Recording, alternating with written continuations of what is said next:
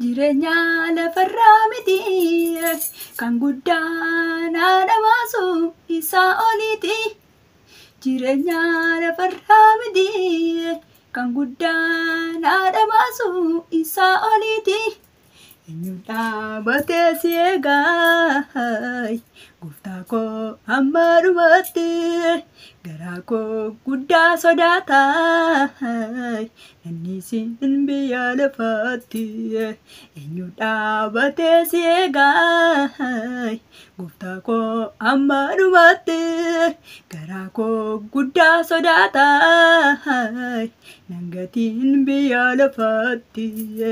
Eenyu dhaabatee si eegaa gooftaa koo hamma dhumaatti garaa koo guddaa sodaata namni siin biyya lafaatti. Warqeen ibidda keessa darbee warqummaan isaa ilaalamaa jireenyi kiristaanummaa dhumarratti akkuma kana nangatiin nadhiisin maaloo danda'ee qofaan jiraadhu jireenyi siin haala gooftaa beekaa na milkaa'u nangatiin nadhiisin maaloo danda'ee qofaan jiraadhu jireenyi siin haala gooftaa beekaa na milkaa'u. Jireenya lafarraa miti kan guddaan haadha baasu isaa oliiti.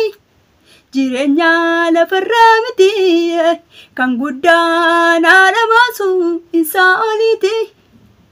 Eenyu dhaabatee si eegaa gooftaa koo hamma dhumaatti garaa koo guddaa sodaata namni siin biyya lafaatti.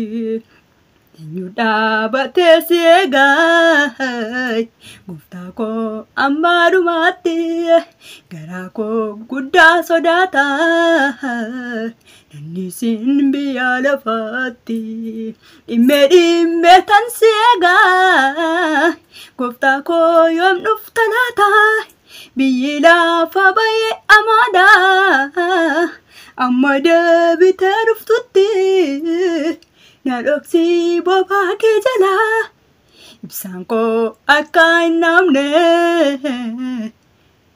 dadhabee sakkan hin rabne naftimsi humna amantii koo obsaan dhaabadhe kan eegu deebii guyyaa dhufaatii kee ibsaan koo akka hin namne dadhabee sakkan hin rabne naftimsi humna amantii koo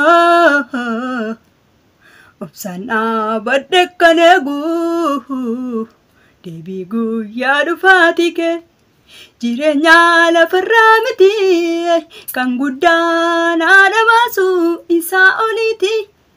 Jireenya lafarraa miti kan guddaan haadha baasu isaa oliiti. Eenyu dhaabatee si eegaa gooftaa koo hamma dhumaatti garaa koo guddaa sodaata namni siin biyya lafaatti. Eenyu dhaabatee si eegaa gooftaa koo hamma dhumaatti garaa koo guddaa sodaata nallaatiin biyya lafaatti. Eenyu dhaabatee si eegaa gooftaa koo hamma dhumaatti garaa koo guddaa sodaata nallaatiin biyya lafaatti. Eenyu dhaabatee si eegaa gooftaa koo hamma dhumaatti garaa koo guddaa sodaata nangatiin biyya lafaatti.